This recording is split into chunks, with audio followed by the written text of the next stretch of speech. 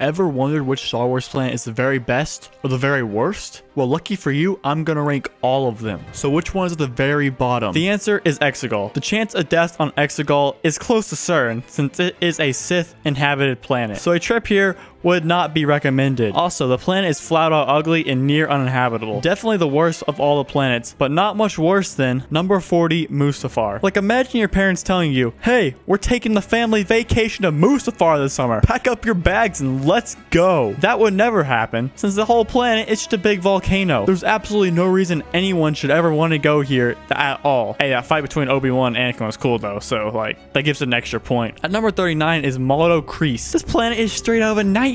The planet is not only completely iced over, making it uninhabitable, but is also home to the Star Wars spiders. Number 38 goes to Narcana 5. If you've watched Andor, you know this is a terrible location for the bros trip. Once you go to Narcana 5, you will never leave. This is like a 1 on Hotels.com. There's nothing else to add. The planet sucks to be on. Kind of like how it sucks to be on number 37, Dagobah. Yoda live here, he does. Yeah. That kind of sums up the whole planet. It's just a giant swamp. So unless you're an Aussie, the planet is just crap. Kind of like number 36, Geonosis is. Geonosis is like living in the Grand Canyon. If the Grand Canyon had giant bugs that try to kill you in brutal ways. The planet itself is not too shabby compared to the ones behind it. But the residents kind of suck the life out of the planet. Get the joke? Because they literally kill you. I'm sorry, that's not a good joke. I swear it won't happen again. At number 35, we have the Antarctica of Star Wars, Hoth. I'm sorry for all 2 viewers in Antarctica that will hear this, but both Antarctica and Hoth suck. The whole planet is ice and the Wampos are very vicious, and if you don't freeze to death, they'll probably kill you in brutal ways. It might just be worth the trip just to ride a Tauntaun though. Like, those things are better than the entire sequel trilogy. Next up is Kessel. The most notable thing to happen from this planet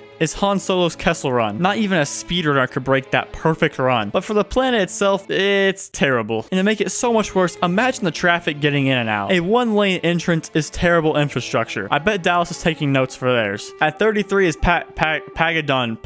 Pagodon? I don't know. It's the opening planet from Mando. The whole planet seems to be just a giant ice rink, so it's basically just Canada. Except every time you use your speeder, you might get eaten by the big thing. So I would not bring your kids here. It is, however, safer than bringing your kids to number 32, Scar Killer Base. The planet seems alright, but the giant laser engraved in the planet ain't exactly pretty. I really have nothing to say about this, so I guess we just move on. Next is Pasaana. This is the planet where apparently stormtroopers learn to fly. Besides that god-awful joke, the planet is very bland. Let's move on again to Crait. Nobody lives here, and for good reason. The place is just a desert, but it has red sand. That's it. Moving on again is number 28, Jakku. Jakku is like that random uncle in the family that no one really knows who he is. It was like Disney had enough with going to Tatooine, so they made an even crappier version of it. It's a crappy world for a crappy character. Next in 27 is Aldhani. The little shooting star thingy or whatever it was from Andor was sick. Besides that though, living there looks as much fun as watching the sequels. The planet isn't bad compared to a place like Geonosis, but from here on out, the list kinda gets a little more spicy. Like with 26, Jedha. The city itself is alright, but the real money is in the cliffs. But there is also a Jedi temple in the city. This is like one of the first planets I might actually travel to.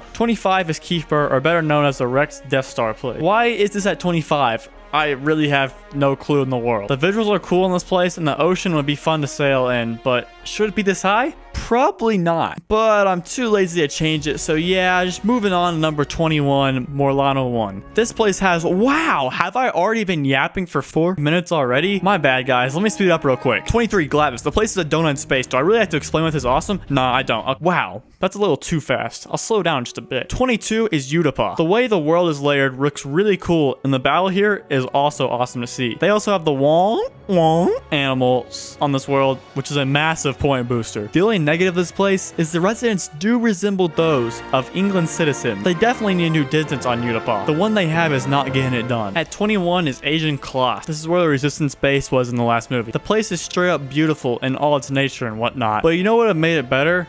A massive Walmart right in the middle of it. Wow, that looks so much better. And breaking in the top 20 is Felucia. Not only is it fun to say, but it is also a very unique planet. It was the first planet on this list that actually has an out of this galaxy feel to it, and I love it. Unfortunately, the only time we really see this place is when Aayla Secura is getting brutally murdered. Man, I wish that was Rey. Number 19 goes to Sorgon. This place has the small town vibe, and I'm down with it. Some of the locals aren't exactly friendly, but there's nothing a blaster can't solve. Also, it's an amazing place if you need to go hide. 18 is Corellia. Corellia is just Detroit but in Star Wars. Instead of building cars, it builds ships. You just gotta make sure you're in a good gang or you'll probably end up dead. The place ain't pretty, but it is kind of useful, so that's kind of why I put it at 18. At number 17 is Navarro. Besides the whole little stormtrooper takeover thing that place went through, it seems pretty nice. The governor is good, they have good schools, the cost of living seems pretty low. Would definitely recommend to anyone looking for a solid place to live for cheap. 16 is Takonda.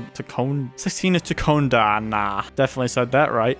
The only thing really on this planet is the castle thingy, and honestly, it was a vibe. Too bad it blew up though. I wish someone else had just blown up instead. You know who I'm talking about. At number 15 is Tatooine. This is where Star Wars began all those years ago, and we never saw it again after Luke leaves. Just kidding. We actually go back 2 movies later, then we go back there every sequel movie, then Mando has to make a quick pit stop, along with Boba Fett, and Obi-Wan wanted to jump on the bandwagon. Someone else also went there, but we just don't talk about it. For the planet itself, it ain't bad, but it had so much importance, I had to put up high-ish. Next is Kamino at number 14. The place looks cool. Yeah, that's all I got. 13 is Ossus, where Luke Skywalker's temple was. The place looks peaceful. I would definitely travel there. I can meditate in that beautiful nature all day. At 12 is Ferrix from Andor. The community here is elite, and the town ain't too shabby either. Place seems kind of cool until they riot and kind of blow stuff up, but that's not really a big deal. 11 is Megiddo. I'm basing this off a single scene where my boy gets gunned down, and based off that, it actually looked really cool. You can see the big city in the back and some awesome bridges that connect everything. The scene is just also very cool, so I guess it's some points. Not him dying, that wasn't cool, but like the scene and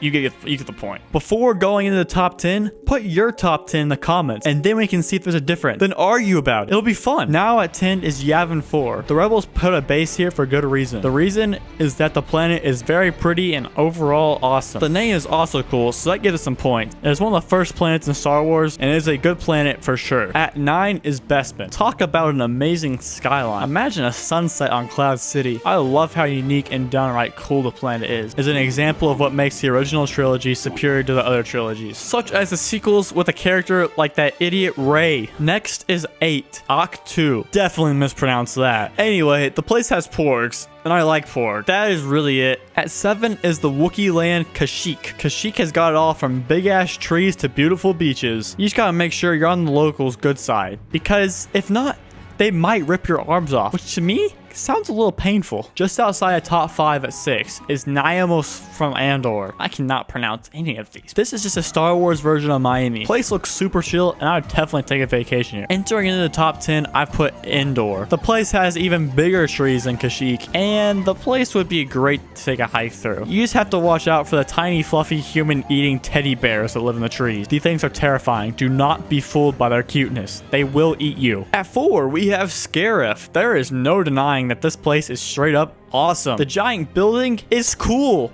The jungle-like beaches were also very cool. And the place was so awesome, even the stormtroopers looked cooler here than usual. Only downside to this place is that it was an Imperial base and it blew up. So good luck catching a flight there. And the bronze medal spot is a planet that also blew up. Alderaan. I guess the Empire likes blowing up the most beautiful planets. I mean, just look at it. The place is gorgeous. Wait, no, my bad. The place was gorgeous. My mistake. The runner-up planet is no other than Coruscant. Coruscant is like New York. Nobody likes to live there. Nobody likes the people who live there. Nobody likes it in general. But a bunch of important stuff happens there, so we have to tolerate it. Everything happens through there, so it had to be high on this list. And with the first spot for the whole list is Earth. Hell no. No, it is not. That needs to be in the very last spot. Who snuck that on there? The actual first spot goes to Naboo. The place is flat out the most gorgeous of any planet in Star Wars. The planet speaks for itself on why it is number 1. Anyway, if you enjoy this ranking and want to see more Star Wars content,